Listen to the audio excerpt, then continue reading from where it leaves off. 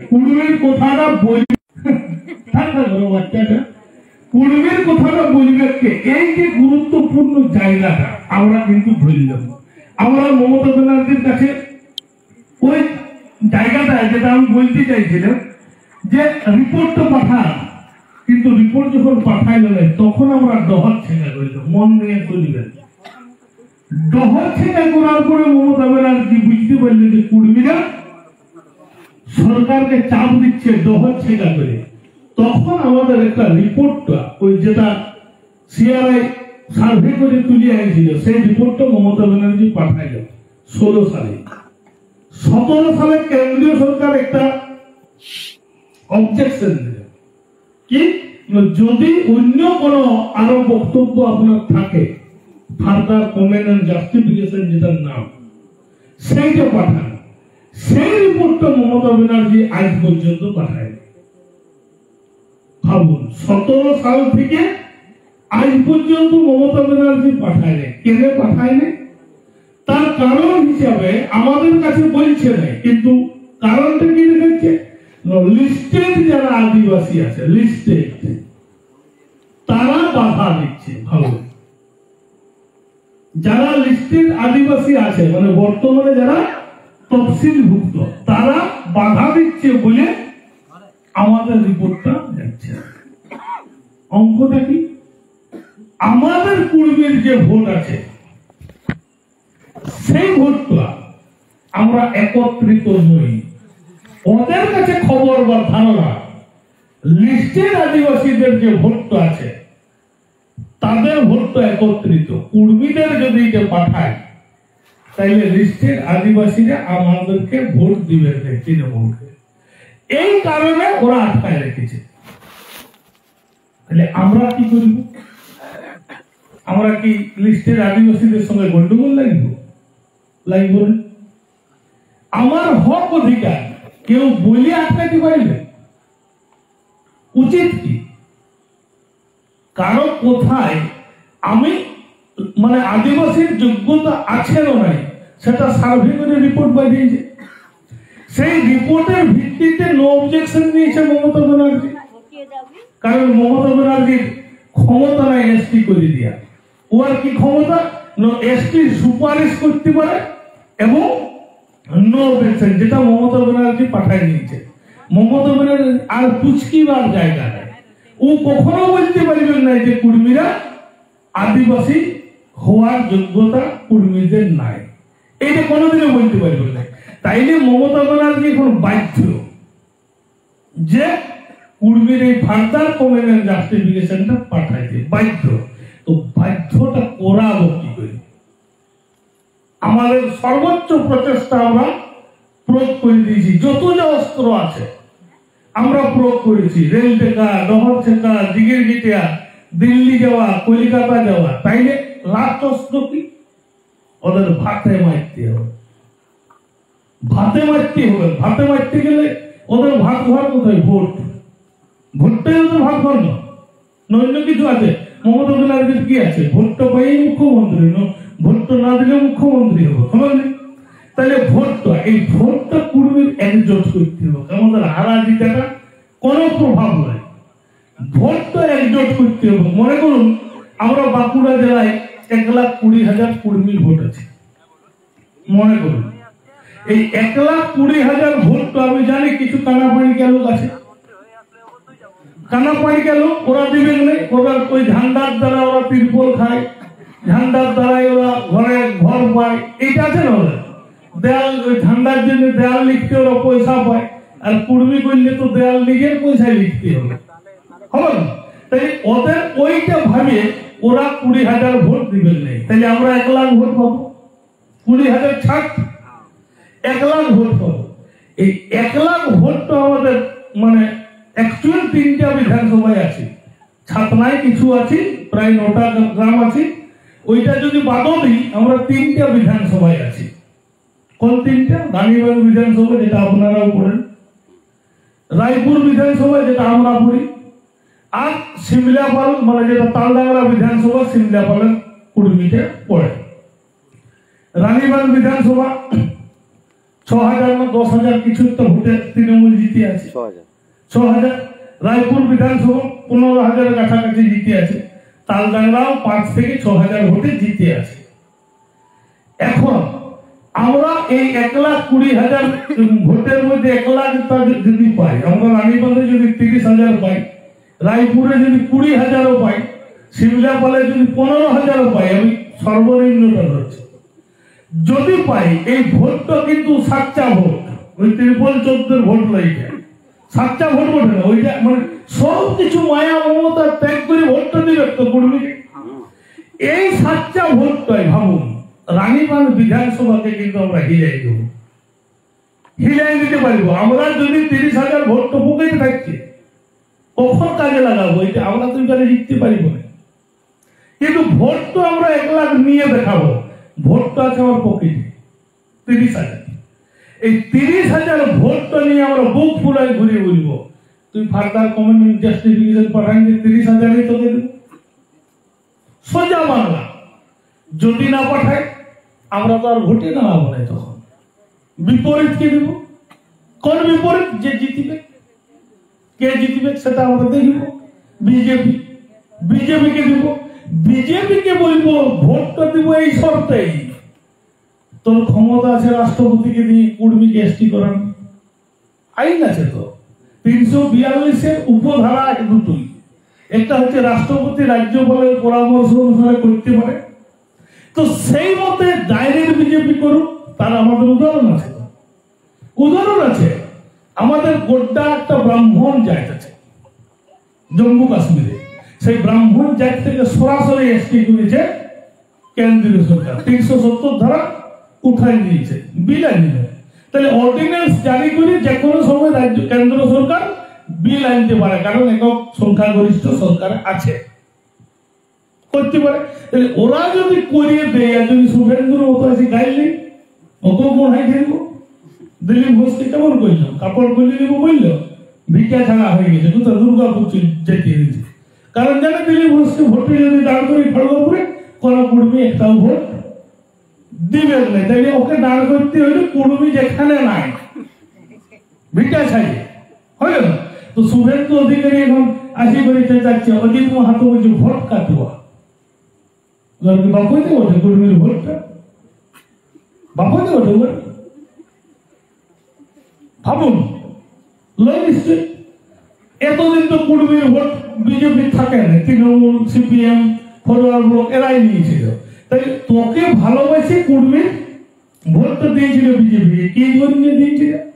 যে মমতা ব্যানার্জি 17 সাল থেকে পাঠাচ্ছে না, তাইলে একে ভোটটা দিয়ে যায়। 19 সালে আমরা 5-5টা এমপি তৈরি করে দিলাম। এদিকে বিজেপির বক্স ছিল, বক্স ছিল বিজেপির 5টা এমপি। একটা পঞ্চায়েত প্রধান নাই, এমপি জিতে যাচ্ছে। ভাবুন কি করে না, আমরা তৃণমূলের বিরোধিতা করে বিজেপিকে ভোটটা দিয়েছিলাম, তার জন্য হয়েছিল, নাহলে বিজেপির পক্ষ থাকে। তাহলে শুভেন্দু অধিকারী আসি করে আমাদেরকে চেঁচাচ্ছে, চেঁচাচ্ছে। তাহলে এই যে চেঁচামেচি গুলা করছে, এইগুলা একদম উচিত। ওদের ভাবা উচিত যে কুর্মীদেরকে খেপানো দরকার নেই। কুর্মীরা একজোট আছে, রাজনৈতিক ভাবে না থাকলেও সামাজিক ভাবে একজোট আছে। এরা নীতিগত আদর্শগত পরিবর্তন ঘটাচ্ছে। এদের মধ্যে ব্রাহ্মণ্যবাদ অনুপ্রবেশ ঘটেছিল, এরা ব্রাহ্মণ্যবাদ থেকে দূরে সরে যাচ্ছে, ধীরে ধীরে হচ্ছে। আজ ঘাট সাধ্য কি গাড়ি ওঠে না, ওই সামনে আমি লেন লাইন চেঞ্জ করে দিচ্ছিলাম, তার কারণে আমাদের বিনা অনুমোদনে আছে, তো আমি রাজনীতির দিকে যাচ্ছি, এখন নিয়ে চলে যেত। ঠিক আছে, যাই হোক। তাহলে শুভেন্দু অধিকারী কাকে আক্রমণ করছে? অজিত মাহাতো। মমতা ব্যানার্জি এসে কাকে আক্রমণ করছে? অজিত মাহাতো। কেন করছে? কেন করছে আপনাকে ভাবতে হবে যে অজিত মাহাতোকে কেন আক্রমণ করছে। বিজেপি তো তৃণমূলকে আক্রমণ করতে, বাড়ি চুরি করেছে, কয়লা চুরি করেছে, গরু চুরি করেছে, চাকরি চুরি করেছে, ওইগুলো বলি বলি তো ভোট লিয়া দরকার ছিল। অজিত মাহাতোকে আক্রমণ করছে যে অজিত মাহাতো ভোট কাটে বিজেপিকে হারাচ্ছে।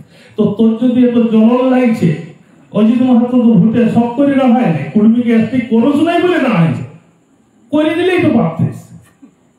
আমরা তো তোর ভোট কাটছেও নাই, সত্যি কথাটা ওঠে না। তাই এদিকে তুই দিবিও নাই, ফিরে ফিরে তোর ভোটটা ঢুকাই দিব, ভোট দিয়ে আমরা ফিরে ফিরে দিব। আমরা তো ভোট মানে তো একটা বিনিময়, যে আমি তৃণমূলকে ছাড়িয়ে বিজেপিকে ভোট দিব। কেন? বিজেপি একটা ভালো হসপিটাল করবে, বিজেপি একটা রেল লাইন পাঠিয়ে দিবে, এই জন্য ভোটটা দেবো। হ্যাঁ, কিন্তু তুই কিছুই দেবি নি, তোকে ভোটটা ফিরে ঢুকাই আমার কি লাভ? থাকলো তৃণমূল এলে বসে নেবে।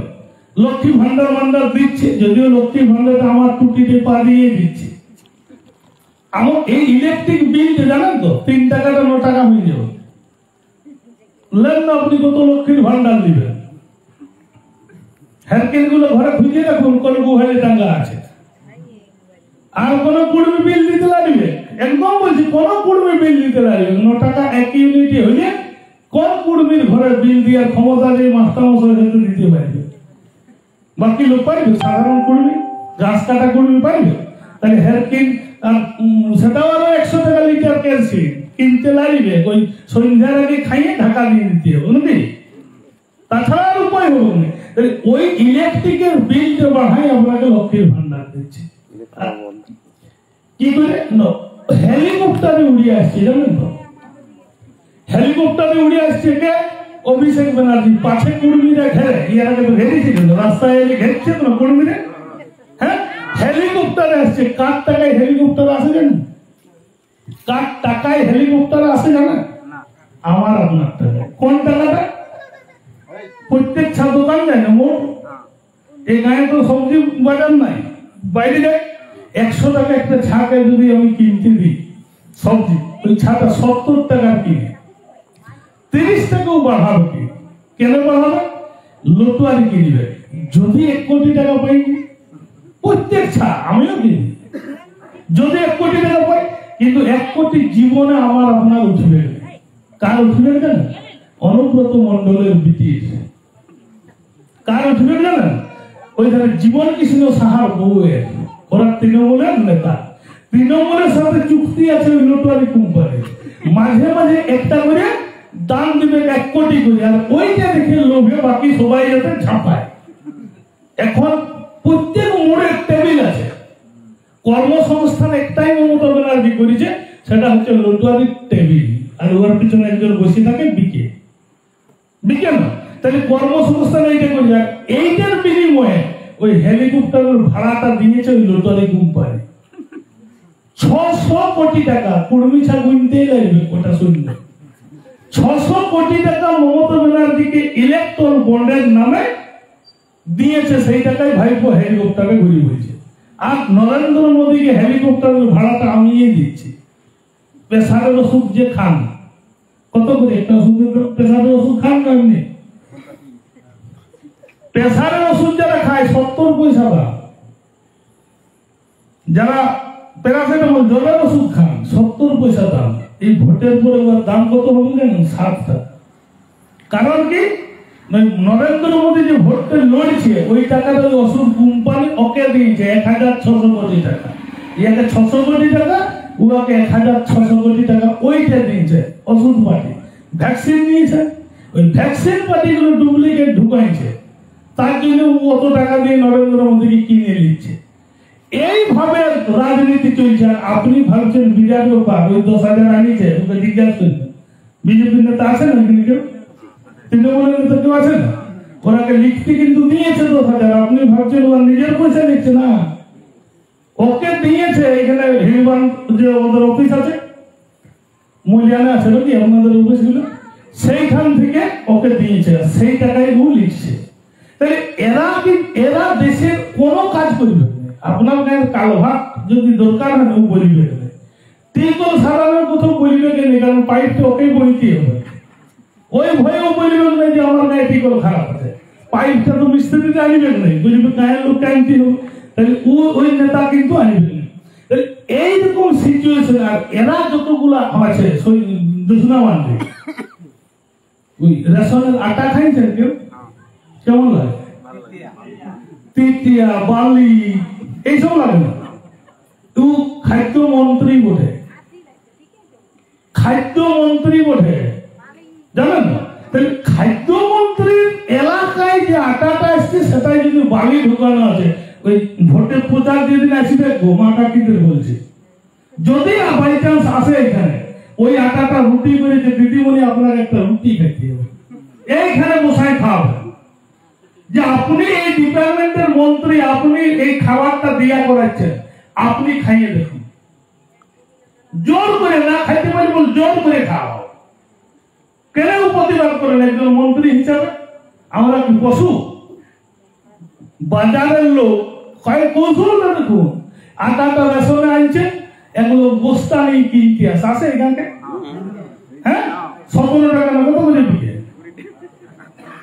ওই আটাটাই ওই বাজারের লোকের একটা দুটো গাই আছে, ওই গাইকে ওই আটাটা ওরা খাওয়ায়।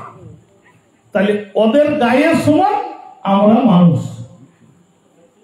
গো খাদ্যটা আমাদের ক্ষেত্রে মানুষের খাদ্য সরবরাহ হচ্ছে, রাজনীতির নেতা কেউ বলছে বাধা দিচ্ছে, কেউ বিজেপিরও ভাগ আছে নাকি? এরা এদের তো বাধা দিয়ে দরকার, যেখানে গো খাদ্য দিচ্ছে। তাহলে এরা রাজনীতিটা করে কি জন্য করুন, দিতে হবে করতে হবে এইটুকু, হ্যাঁ? তাহলে একদম এবার এদের মধ্যে একটা চুক্তি আছে। কিরকম চুক্তি? এপাং ওপাং ঝোপাং কবিতার নাম শুনেছেন? মমতা ব্যানার্জি। এদের কে তৃণমূলের নেতা আর কে বিজেপির নেতা বলতে পারবে? রাকে তৃণমূল, ঝাঁপাই দিনের বেলায় বিজেপি হয়ে যাবে। উদাহরণ কি? শুভেন্দু নিজেও বোধে তৃণমূল থেকে ঝাঁপাইছে। আর অর্জুন সিং দেখেছেন সকালবেলায় তৃণমূল টিকিট দিলে না, বিকাল বেলায় কলিকাতা এই দিল্লি টিকিট নিয়ে আসে বিজেপি হয়ে গেল, হইল অর্জুন সিং। হ্যাঁ, রাজীব ব্যানার্জি কাঁদিয়ে লড়াঝড়া হয়ে গেছিল ওই এমএলএ ভোটের সময়, বিজেপি হয়ে গেল। হ্যাঁ, মমতা ব্যানার্জি বলল বন সহায়কের সব চাকরি তুই চুরি করেছ, তোকে সিবিআই তদন্ত করাবো, সিআইডি তদন্ত করাবো বলেছিল। ও ঝোপাং করে তৃণমূলে আরো চলে আসে, কোনো তদন্ত নাই। দেখলেন? তাই এরা সেই বাঁদর, আমাদের বাংলায় তো বাঁদর গল্প আছে, ইদাল উদালের বাঙালি, আর সর্বশেষে কি করে পিয়াল পাকা খায় নাকি? ছড়াটা আমি ভুলে গেছি, ছড়াটা এরকম বলিল। তাহলে এরা কখন তৃণমূল কখন বিজেপি, এদের নীতি আদর্শ কিচ্ছু নাই। কেউ ভোট প্রচারে আসি করে কেউ বলে আমি হাই স্কুল করিব, আমি এখানে হসপিটাল করিব, আমি রেল লাইন পাঠিয়ে দিব, কেউ বলে আসি করে বলে চুরি, গরু চুরি, কয়লা চুরি। আরে ভাই তুই কি করবি বল না, তুইও চুরি করার জন্য দাঁড়াইছ, কেউ বলে? তাহলে এদের হচ্ছে নীতি আদর্শ নৈতিকতা বর্তমান রাজনীতিতে একটাও নাই। এই 3 চোরে মিলে এরা রাজত্ব করছে। গল্পটা জানেন তো? 3টে চোরের গল্প। একটা গৃহস্থের ঘরে বিরাট সুন্দর গাই আছে, 3টে চোর ঠিক করেছে যে আমরা চুরি করি ওই গাইকে। গৃহস্থ চালা ঘন্টা বাঁধি রেখে দিয়েছে, ঠকা বলি আমরা তো নাকি, ঘন্টা বাঁধি রেখে দিয়েছে। চোর সিপিএম চোর আর কংগ্রেস ওরা বুনিয়াদি চোর ওঠে, আগে অনেকদিন রাজত্ব করেছে, ওরা বলছে ওটা করবে পারলো, ওটা জোর তো বলছে আমরা ওই ঘন্টাটা চুরি করব, ঘন্টাটা চুরি করে পূব দিকে চলে যাবো। তৃণমূলকে বলছে তুই কি করবি, গাড়িটা খুলে পশ্চিম দিকে যাবে। সিপিএম আর কংগ্রেস চলে গেল পূব দিকে, ঘন্টাটাই শুধু খুলেছে, গরু খুলে লাগে। আর তৃণমূল শুধু গরুটা খুলেছে, ও পূব দিকে গেছে। এবার বিজেপি আসে মিশিয়ে গেছে গায়ের লোকের সঙ্গে, গায়ের লোক তো এবার খুঁজে যাবে। গায়ের লোক বলছে হাই দেখো হাই দিকে শব্দ করছে, কে বলছে বিজেপি নামক যে চোরটা, ও বলছে দেখো আর পশ্চিম দিকে ঘন্টার শব্দ যাচ্ছে, তাইলে ওই দিকে যাচ্ছে। গায়ের লোক তার পূব দিকে যাবে, ঘন্টা যেদিকে যাচ্ছে সেদিকে ছুটবে। বিজেপির নেতারাও কিন্তু গায়ের লোকের সঙ্গে যাবে, যাই গাঁটা পায়ে হয়ে যাবে, তখন তো লাইট জ্বলবে, তখন ও কোনো ভুলে লুকাই দিবে। গায়ের লোক এবার ঘন্টা খুঁজে চলে যাবে, আর ও কিন্তু লুকাই দিল, ভিড়ে ভিড়ে লুকাই দিল। এবার ঘন্টাটা ওই ওরা ওখানে ফেলে দিয়ে চলে যাবে রাস্তায়। তাই আত্মশব্দ গায়ের লোক পাবে না, হতাশা হয়ে ঘুরে আসবে, তখন তৃণমূল গরু চুরি করে নিয়ে চলে যাবে। এইরকম ওরা সেটিং করেছে সব রাজনৈতিক দল, বলছে আমরা সবাই চুক্ত, চ তুই তো আমাকে গাড়ি দিবি, আমি তোকে গাড়ি দিব, দিনের শেষে একসঙ্গে বিয়ার খাবো। এদের চুক্তি মানে একদম পুরো প্রত্যেকটা নেতাই প্রত্যেকটা নেতায়। তাহলে এদের হচ্ছে এই চুরি করার পদ্ধতি থেকে যদি বাঁচতে হয় আমাদেরকে অরাজনৈতিক হতে হবে। অরাজনৈতিক হতে হবে। অরাজনৈতিক হতে গেলে দুদিন পরে এই কুর্মী জাগিছে, বাউরি জাগিবে, সাঁওতাল জাগিবে, সব লোক যেদিন দেখবে যে নরেন্দ্র মোদীর মিটিংয়ের এই যে চটগুলো পাতা আছে, এই চটে যখন দেখবে যে কোন বামুনের বউ নাই, কিন্তু কোন জায়গার মিটিং দেখাতে পারবে, কোন বামুন বৈষ্ণব বানিয়া বউ কেউ মিটিংয়ে যাই দেখাতে পারবে, কেউ নাই। তাই যখন এরা বুঝতে পারবে, কুর্মী মা কাকিরাও যেদিন বুঝতে পারবে, ওই তাইলে এইখানে আমাদের নেতা অরূপ চক্রবর্তীর বউ তো কোনো মিটিংয়ে যায় না, যেদিন দেখতে পাবে যে তখন কোন আমাদের মা কাকিরা কেউ যাবেন না, কেউ কোন নেতা আর সভা করতে আসবে না, কোন নেতা তৃণমূল সিপিএম বিজেপি কেউ আসবে না। ওদের রুজি রোজগারটা বন্ধ হয়ে যাবে। আর এই রুজি রোজগারটা চলে আমার আপনার মতো লোককে শো করায়, মিটিংয়ে শো করায় ওদের চলে। আর এই চালানোর জন্য গায়ে এজেন্ট আছে, বাস পাঠাই দিলে ওরা ফ্রি। এখন তো সব রাজনৈতিক দলের ফ্রি বাস। আর কুর্মী করতে গেলে আপনাকে কিন্তু ভাড়া দিয়ে যেতে হবে, বাড়িতে গাড়িটা ভাড়া করতে হবে, যেতে হবে। এইটা যতদিন না বুঝছে সবাই, কুর্মী কম কম বুঝে গেছে, কোন রাজনৈতিক দল গায়ে আর দেখবেন মিটিং করছে না। কোথায় মিটিং করছে? পুরুলিয়ার যত যা নেতা আছে সব এসে পুঞ্চায় মিটিং করছে, মিছিল। পুঞ্চা শহরের লোক চা খাইতে গেছে, ভিড়টা দেখাবে, মানবাজার শহরে ভিড়টা দেখাবে, কিন্তু গায়ে কোনো ওরা মিটিং করতে লাগছে কোন রাজনৈতিক দল। তাইলে এরপর বাজারও করাটা বন্ধ হয়ে যাবে যদি আমরা সবাই না যাই। ঠিক আছে, তাহলে আমাদেরকে এইটা দেখতে হবে। আর আমি যেটা শেষ বলবো, আজ আর বেশিক্ষণ বলবো না, সেটা হচ্ছে আমি একটু ধর্মীয় কথা বলবো। ধর্মীয়টা কেন? আমাদের যে এখনো যারা ঠাকুর দিদি আছে, মা কাকিদের বলছে, ওরা ধূপ ধুনা সন্ধ্যা ছড়া কোথায় দেখায়? প্রথমে সে মরলিতে কোথায় কোথায় দেয়? ভোরে উঠে, হ্যাঁ,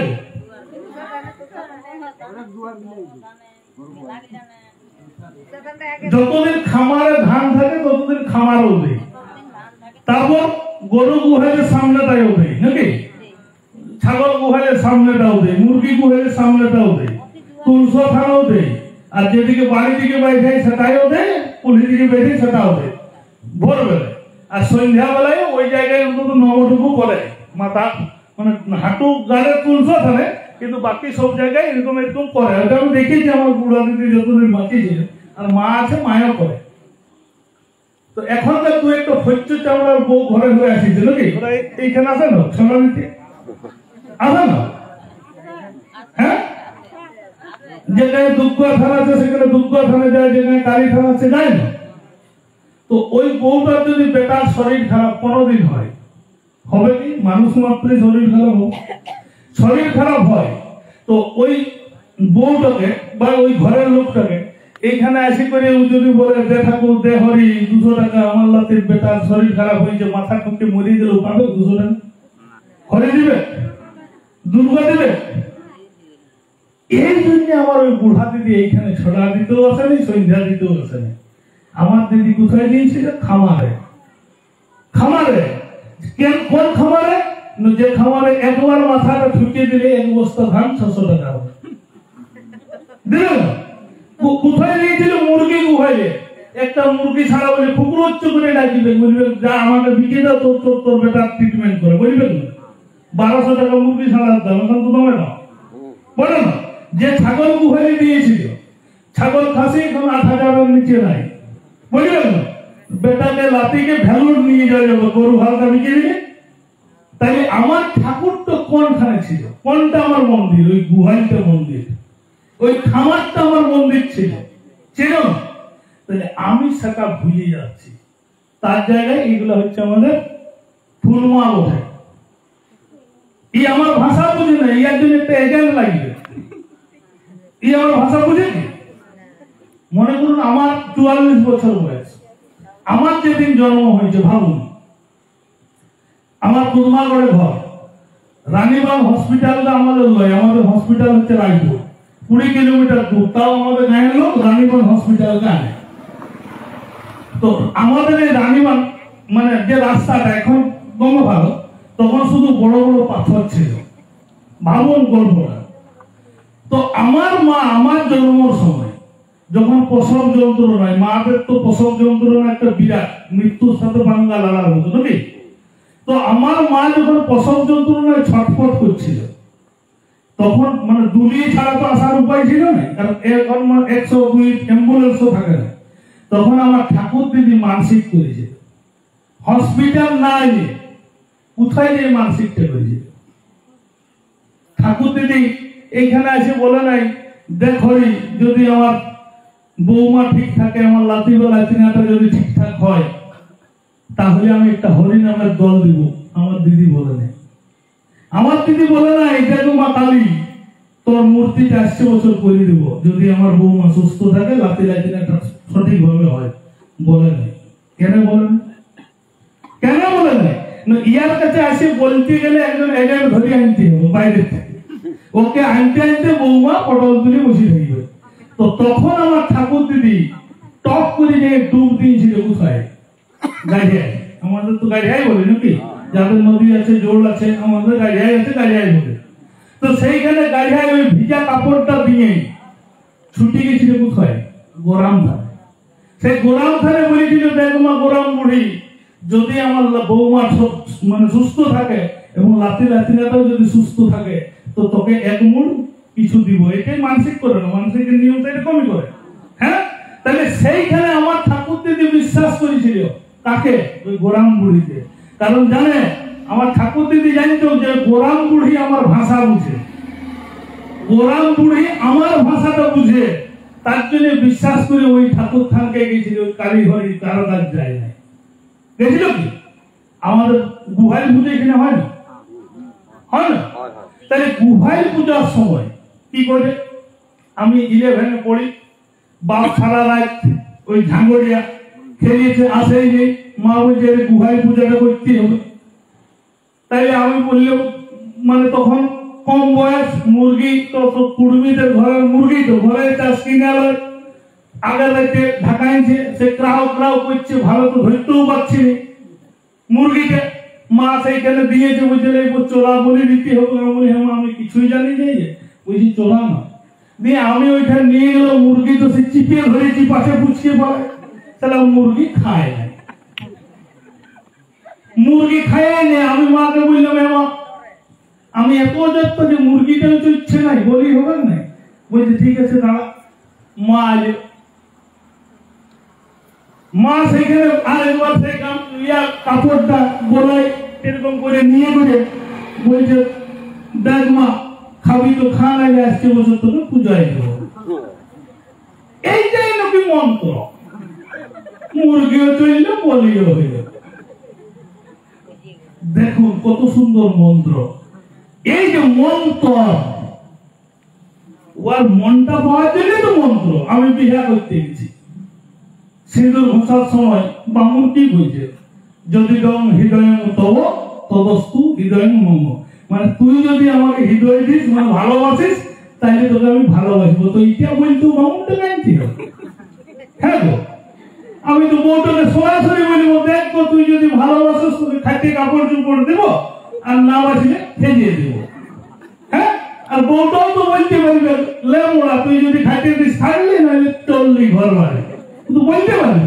তো এইটার জন্য একটা বামুন ডেকে আনতে হবে, 600 টাকা আর কাপড় চোপড় দিয়ে ভিজায়। হ্যাঁ গো, এখন আবার 1000-2000। তাহলে এইগুলোকে বাদ দিতে হবে, সমাজকে বাঁচাতে হবে।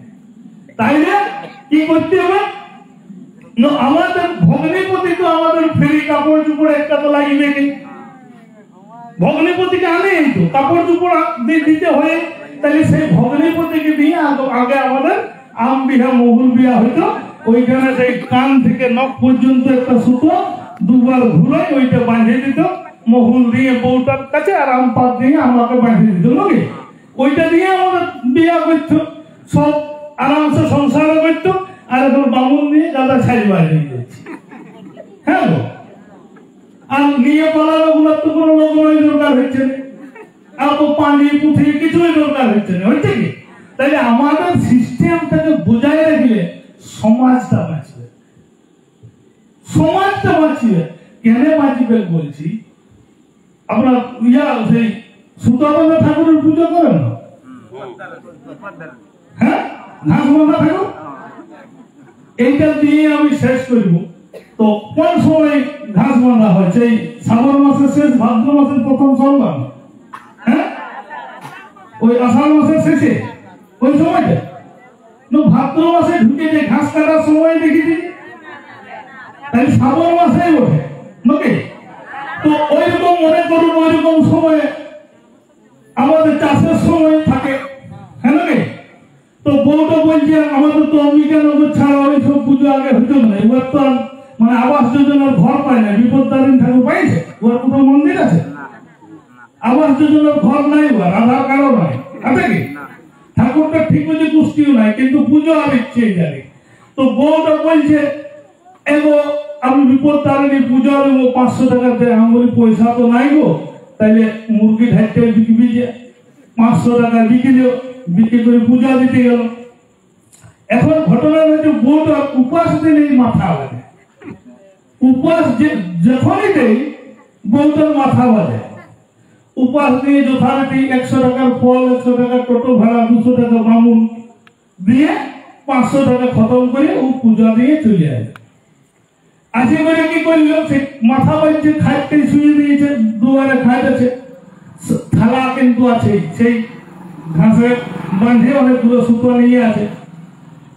আছে আমিও ঘাস কাটে আইলো, আসি করে বউটার সামনে 1 বোঝা ঘাস তো সবাই না হয়ে দিল, 1 বোঝা, আর বউটাও দুটি কিন্তু বাঁধিয়ে নিচ্ছে না, ঠিক আছে?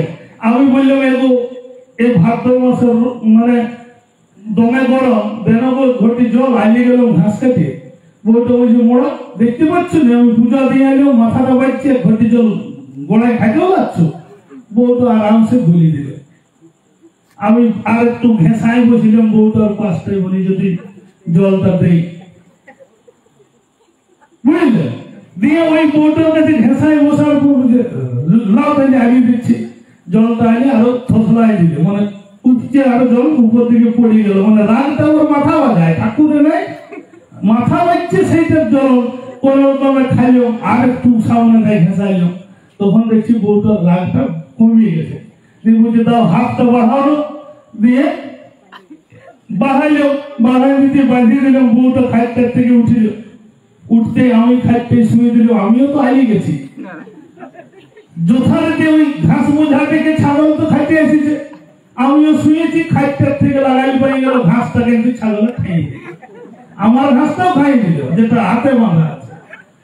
তো বউটা আমি বললাম, বলছি এটা কি বলছে গো? বলছি এটা বিপদ তারিণী। বলে বিপদ তারিণী না তারিণী? বিপদ তারিণী কার কার বিপদ তাড়াইলে ওটাই, যে টোটোওয়ালাকে 100 টাকা দিলাম তার বিপদ তাড়াইলো, ফলওয়ালাকে 100 টাকা দিলাম তার বিপদ তাড়াইলো, যে পুরোহিতটাকে দিলাম 200 টাকা তার বিপদ তাড়াইলো, আমার বিপদ হইল। কিরকম বিপদ হইল? বলি 500 টাকায় তো 50 কেজি ইউরিয়া হইতো, হইতো না? মুরগি ঢাইতে বিকে 50 টাকায়, 500 টাকায় 50 কেজি ইউরিয়া হইতো, তাই কবি ঘেরা ধানটা ভালো হইতো, হইতো না? তাহলে আমার বিপদটা তাড়াইতো মুরগি ঢাইতে কি করে, ইউরিয়া সারটা হইতো, তার পরিবর্তে তুমি কি করলে, আমার বিপদটা করিয়ে দিলে, ধানটা লাল মারি যাবে, ভালো ফলন হবে না, যেটা 6 কুইন্টাল হতো বিঘায় সেটা এখন 3 কুইন্টাল হবে, আর বিপদটা ওদের তাড়াই আছে। বলি তাইলে ওইসব করার দরকার নাই। আর দেখো এ তোমার ঘাসটা ছাগলে খাই দিলে ওর কোনোই নাই, পুণ্যও নাই আর মাপও নাই। তাইলে আমাদের ওই ঘাস আমরা ডেলি বোঝাই করে আনি, 1 বোঝা নিয়ে বিপদ তাড়াইছে নাই, আর একটা নিয়ে বিপদ তাড়াইল। তাইলে ওই ঠাকুর ঠুকুর গুলো বাদ দিতে হবে। আমাদের ঠাকুর মানে একটা উপাসা লইয়ে পিঠা খাবি পিঠা খা, মুড়ি খাবি মুড়ি খা, এরকমই না আমাদের ঠাকুর গুলো। মকর পরবে যেমন ইচ্ছা খা, মাংস পিঠা খাবি, ডুমুর পিঠা খাবি, হয় না? বাংলা পরবে 3-4 মুরগি কেটে খায়, অম্ববতী খাসি মাংস চাই করবে, হয় না? রোহণে কোন পরবটা আমাদের উপাস দিয়ে করতে হয়? তাই আমাদের পরব উপাসে হয়। উপাস মানে একটু দূর দিকে, ইপাসে বটে, সামনেই বটে, ইপাসেই বটে না, আমাদের পরব খাইয়ে দাঁড়িয়ে বটে। তাইলে আমাদের ওই উপাস দিয়ে পরব, ওই বউগুলা কি হবে, মাসে যদি 3টে উপাস দেয় সব বউয়ের গ্যাস্ট্রিক হবে। আর ওই বহাল থেকে 1000-18 আনতে পারবে 18 ঘন্টা? কোনো বউ পারিবে না খাই? তাহলে আমাদের পরব মানে কি, পেট ভরে মারো, মাংস ভাত। কারণ আমাদের পরের দিন থেকে ধান নিয়ে যেতে হবে, বলেন পরের দিন থেকে ধান লাগাইতে যেতে হবে। তাইলে আমাদের গায়ে গতরে বল করতে হবে, গায়ে গতরে বল করতে হবে। এই জন্য দমে খাইতে হবে, কারণ উপাস দিয়ে বাচ্চারা ওই পূজা পার্বণ ঠাকুর ঠুকুর কেউ করিবে। যত যা আছে আমাদের উপাস একদিন দেয়, সেটা হচ্ছে অষ্টমী, দুর্গাষ্টমী নয়, সেটা হচ্ছে সেই ধানের ওইখানে যেয়ে কি করি, সাবল খাওয়াইতে যাই নাকি গো? অষ্টমীর দিনে ধানে দিই সেই আতপ তেলের গুঁড়ি ধূপ ধুনা দিয়ে, হ্যাঁ। আর একদিন কখন আধবেলা উপাস দিই, কখন যেদিন বীজ পুণ্যা করে নাকি? তাই আধবেলা উপাস বীজ পুণ্যার দিনে, আর ফুল উপাস দিই সেটাও ওই ছড়িয়ে নিয়ে আসে পেট ভরে খাই। কিন্তু এখনকার বউ বেটি দুর্গা ঠাকুর খুঁজে ঘুরে, ওই অষ্টমীর দিনে দুর্গা থান যেতে খুঁজে, কিন্তু ধান খেতে যেতে হবে, ধুলকুন্ডা লাগে যাবো বউ বলেন নাকি গো? হ্যাঁ, তাই ধুলকুন্ডা লাগলেও যেটা ওঠে সেটাই করতে হবে। তো আমরা যাই হোক এখানে রাজনৈতিক বক্তব্য রাখবো না, যেহেতু আজকে আমাদের যে পারমিশনের ডেট 21 তারিখ, মানে 18 তারিখ, এই 3টে পাড়ায় মিলে আমাদের একটা পারমিশন করানো হচ্ছে। ওই পারমিশনে আমরা সব পাড়ায়, সব মা কাকি যেটা যেটি যতজন আছি বুনিয়ারা পর্যন্ত সবাই কিন্তু ওই মিছিল করবো ওই 3টে গায়ে, এবং মাঝখানে একটা আমরা সভা করব। সেই সভায় যত ইচ্ছে রাজনীতি বক্তব্য আমরা রাখবো, কারণ অনুমোদন থাকবে। আমরা আজকে নেগাচারী সভার মতো করে আমি এই সভাটা সবাইকে আরেকবার গড় নমস্কার জোহার জানিয়ে আমার বক্তব্য এখানে শেষ করছি। ধন্যবাদ।